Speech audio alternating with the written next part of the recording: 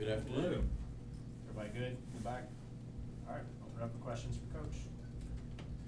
Kenny, you mentioned after the scrimmage that you hadn't penciled out a starting five yet, that you wanted them to kind of make it hard on you to come to that decision. With the exhibition tomorrow, have you come any closer to maybe penciling out your starting five or the rotations? And if so, did they make it hard on you? Good question. I have not came up with a starting five yet. The way I'm viewing this is I'm allowing them to make my job hard or easy. I look at this like I got 12, 13, 14 guys, 15 guys. I hate to say it to you, I'll start any of those five. I don't care who they are. I just need, and it's more important how you finish a game than how you start. But also, I want there to be competition everywhere. One of the things that I've talked about is defensively desperate. If I have a group on the floor and the other team is scoring easy, another five may come in. I want the pressure to be on them to know that we're trying to pitch shutouts. Doesn't mean that we are, but we're trying to. It means they may make a shot, but it'll be a hard shot that they're making. There will be pressure all over the floor, and that's going to dictate how long you play, who's on the floor, all of those things. So I have not made up my mind who I'm going to start yet.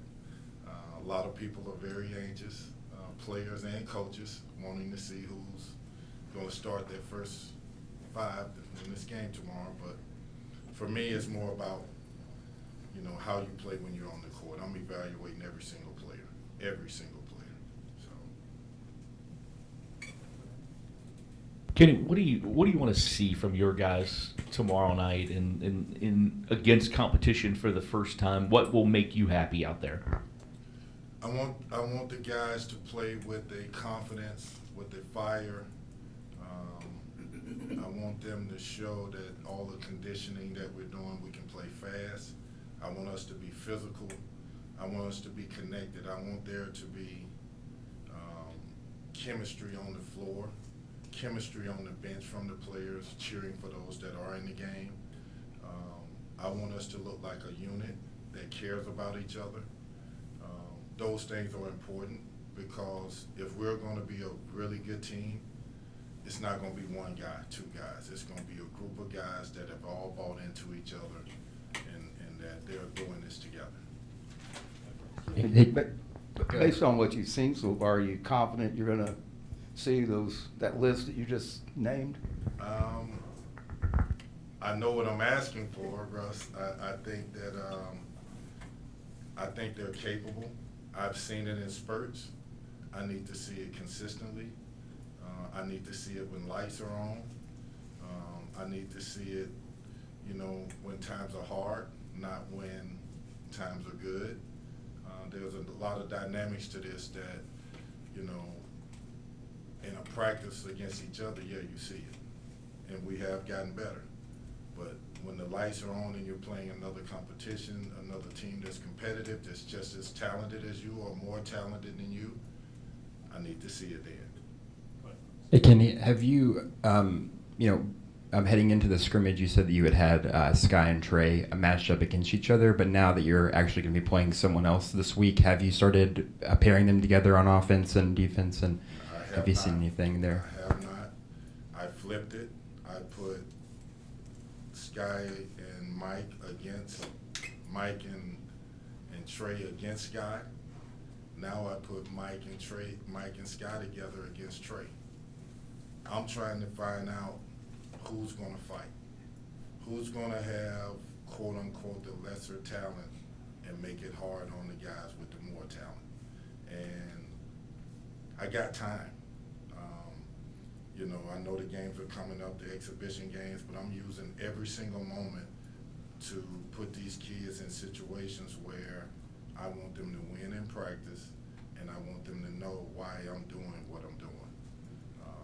And for the most part, they all have stood up and fought through it. So it's been good to see. Can you talk about the leadership on the team? The leadership has been good. People that have watched us practice have came in and talked about how connected they are and connected through adversity. For example, if we're running and guys are behind, the other guys are talking to them. Connected in the fact that when things aren't right, they huddle up. And I can hear Sky, I can hear Trey, I can hear Mike, I can hear Brandon, JJ saying, look, Hersey, like, listen, guys, he's going to run us if we don't do it right. Let's focus. Let's tighten up. Let's do it. Let's do it because we don't want to do the extra running. I like to see that. The leadership, I think, you know, I want it to be one guy or two guys, but it's a lot better when you got 6, 7, 8 guys. And so that's what I'm seeing trending. Again, we haven't played an opponent. I want to see that same leadership when we're playing Duke, Carolina, Kentucky, Texas, Simmons. I want to see that same deal. So that's what I'm looking for.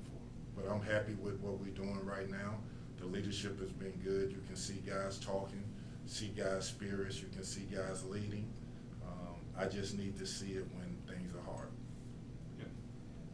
I meant to ask this last week. When we were talking in July, you talked about your staff and you knew what you wanted to do with those 2 on-court positions. Can you talk about what you did and kind of moving some guys around? Well, first, I think I had the fortunate opportunity to be with Gabe in New York, and he's a superstar. I watched him work every day. I watched him train players every day. I watched his knowledge of the game, his knowledge of offenses and defenses at the NBA level, at what people were doing, and he was really, really good. And I decided that if I'm going to bring somebody with me, it's going to be a young guy like him who lives in the gym, lives in the film room, studies the game, has a great personality, a good person, high character person. So for me, that was a no-brainer, putting him in there. The second spot is a home run. It's Milt. Milt has been an assistant coach before. His experience I don't have to talk about. We all know what it is. He knows the game. Again, my brother, he knows me, but also he's qualified. He's qualified for the job, and I love having him with me every day. Can you talk about your relationship with Jerry, getting this game about, and also Tony Branch? I know Tony was already coaching even when you came here, but kind of how well you know him. Well, when I decided that this could be a possibility, I called Jerry and I said, Jerry, I need you to get Reverend Cosby on the phone. I want to talk to both of you together. Yes, Jerry's family. He's a part of this fiber of Louisville basketball. But also, I wanted the black community, Simmons, St. Stephen's, Reverend Cosby, I wanted them to know that I'm in this seat and I want to do something right and do something good for them as well.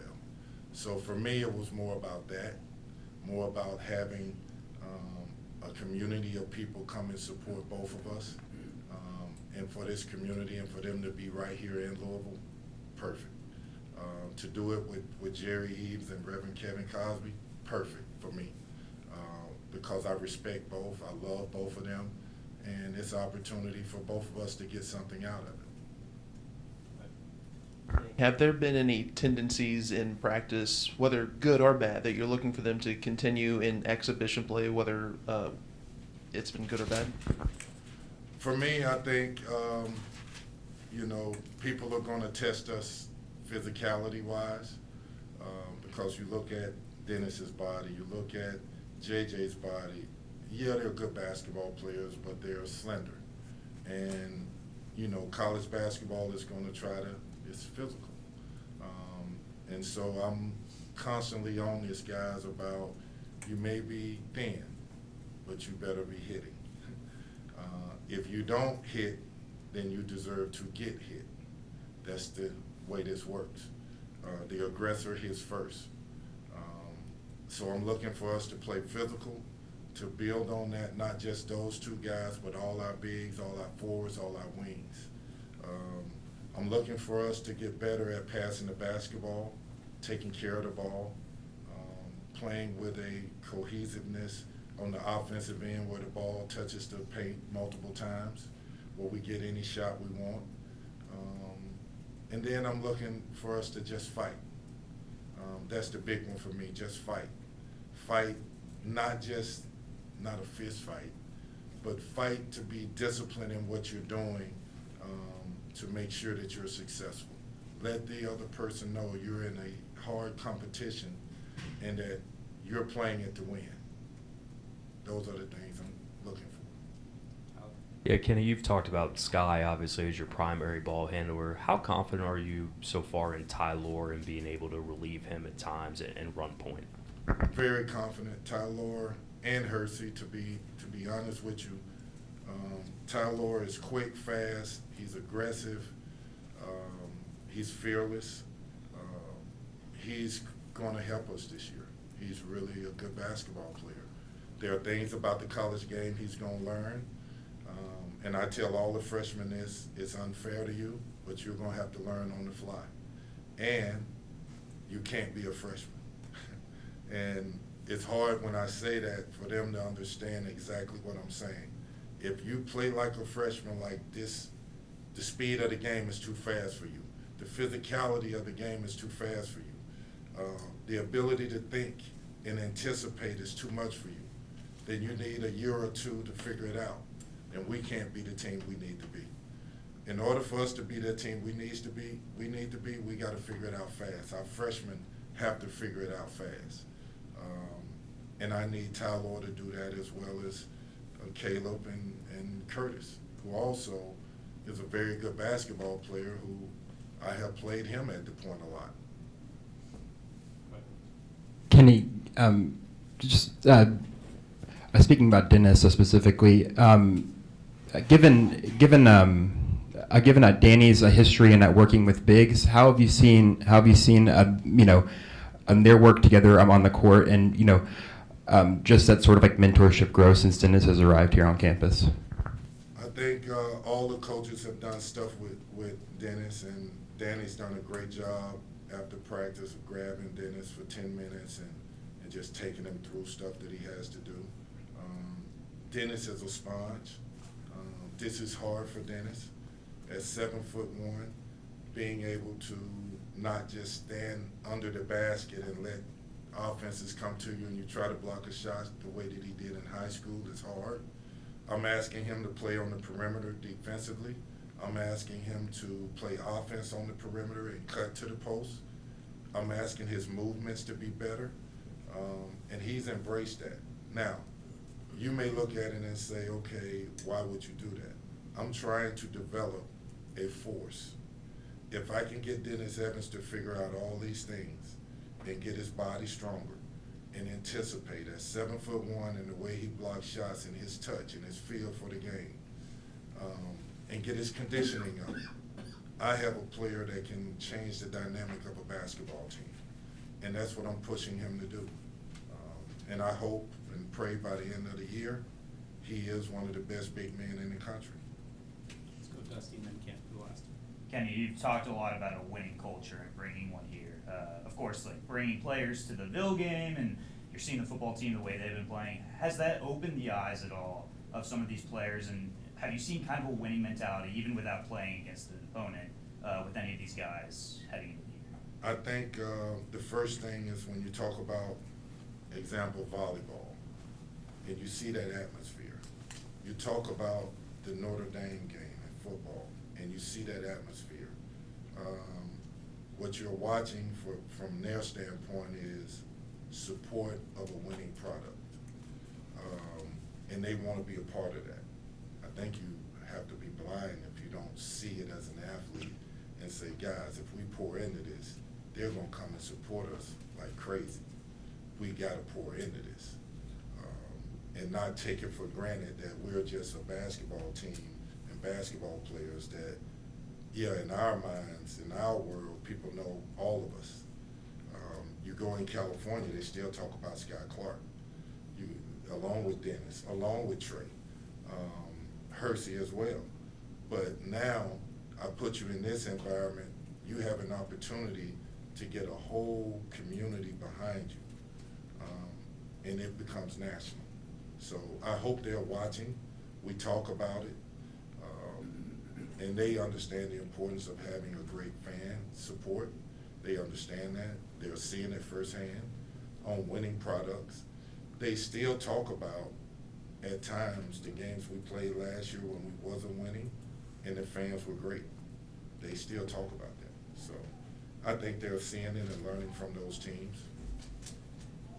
Kenny, for so many years, results in exhibition games have kind of been an afterthought. But for this particular group, how important is it for them? I know you're going through the process, but to get off on the right foot. You said the key word, the process. I probably would not talk about winning the game. I'm going to talk about being fierce. I'm going to talk about being desperate. I'm going to talk about being the aggressor. I'm going to talk about things that the process will take care of the win. I need them to embrace that.